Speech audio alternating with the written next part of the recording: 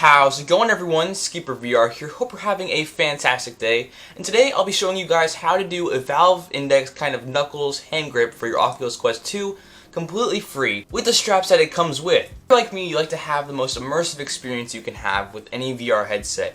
And this really helps out with immersiveness because you're actually able to throw things and let go of the controllers, which you aren't able to do with the old straps.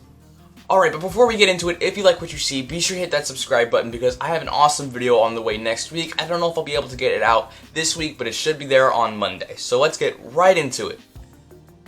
Okay, so as you can see here, we have the normal Oculus Quest 2 controller with the normal strap. So what you're going to do first is try to pull off the battery door, and I found out that if you do it like that, it doesn't work, so you just have to simply snap it off like that, and it comes off easy. Alright, and the strap is connected like that, so you just want to pop it off simply like that.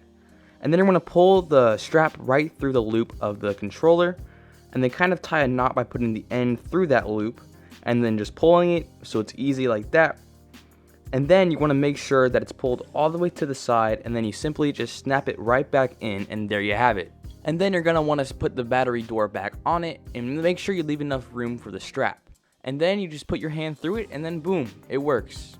Alright, so that's actually pretty much it. There's not much else to it. Please note that if you have very large hands, this might not work. I have about medium-sized hands, and it's a little snug, but it actually works. So just keep that in mind. So it's pretty simple to just easily test this. You just put it on like normal, and if it doesn't work, you can just easily revert it back to normal without any pieces being damaged. If this video helped you out, be sure to hit that like button. It means a lot to me. And if you like what you see on the channel, be sure to subscribe. I have more tutorial videos coming up in the future.